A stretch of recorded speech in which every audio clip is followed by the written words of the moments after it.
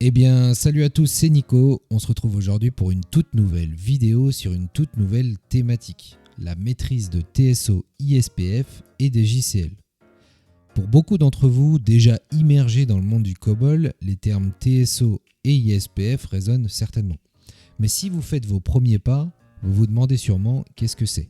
Permettez-moi déjà de vous les présenter brièvement. Alors, TSO, c'est une interface en ligne de commande dédiée aux opérations sur les grands systèmes IBM. Autrement dit, c'est un peu comme la ligne de commande que vous pourriez avoir sur votre ordinateur, mais spécifiquement conçue pour les grands systèmes de la marque IBM. TSO permet de réaliser plein de tâches, comme gérer des fichiers ou lancer des programmes.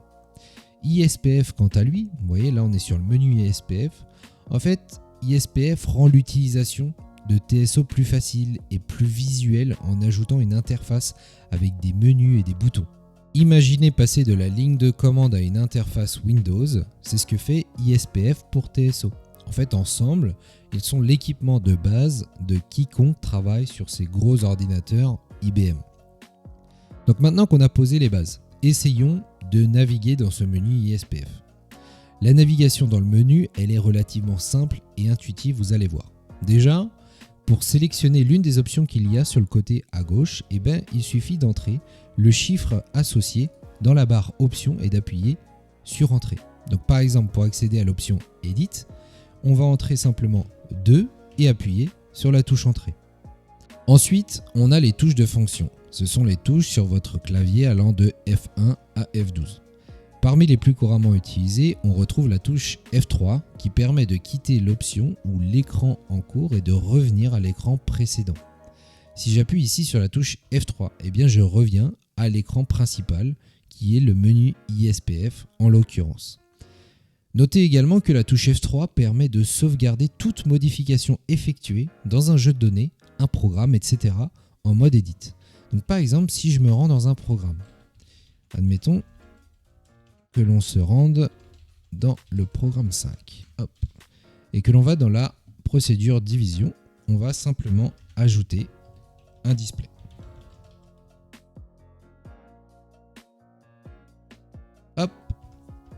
Si jamais j'appuie sur la touche F3, je vais enregistrer la modification que j'ai apportée au programme.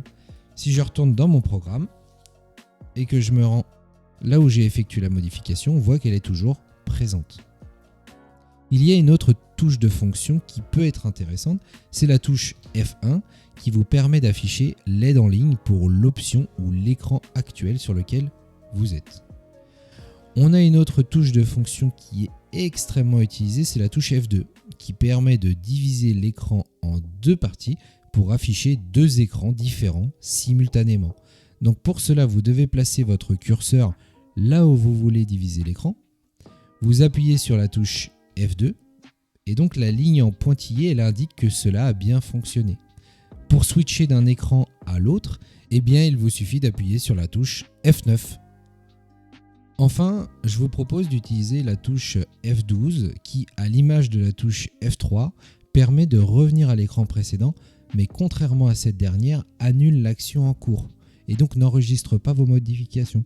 Donc si je me rends dans 3.4, je vais appuyer sur la touche F12, on va revenir à l'écran précédent. Maintenant, la navigation dans TSO ISPF peut évidemment s'effectuer, comme vous l'avez vu, en utilisant les touches fléchées. On peut descendre, remonter, gauche-droite, etc. pour se déplacer dans les différents champs et l'option de l'écran. Notez également que la touche Tab, je vais vous montrer là, la touche Tab permet de passer d'un champ à un autre. Là je passe d'un champ à un autre au fur et à mesure. Et ça pour tous les écrans des menus ISPF. Évidemment, la touche Entrée, elle vous permet de valider la sélection ou l'action en cours. Au final, si on résume, en fait la navigation dans le menu ISPF est facilitée par trois choses. Donc déjà, on va avoir l'utilisation du numéro de l'option souhaitée.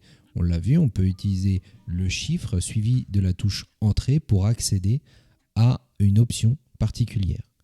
On a ensuite l'utilisation des touches de fonction. Donc ça, on en a vu quelques-unes. Par exemple, la touche F2 qui permet de splitter un écran en deux. La touche F3 très utilisée qui permet de revenir en arrière. La touche F9 pour passer d'un écran à l'autre. La touche F12 comme la touche F3 sans enregistrer les modifications, etc. On verra ça plus tard. Ensuite, on a également l'utilisation des commandes au clavier, comme on l'a dit, les touches fléchées, la commande Tab qui permet de passer d'un champ à un autre, et évidemment la touche Entrée qui permet de valider la sélection. Et bien voilà, on en a terminé pour ces premiers pas, cette première approche, c'était relativement simple.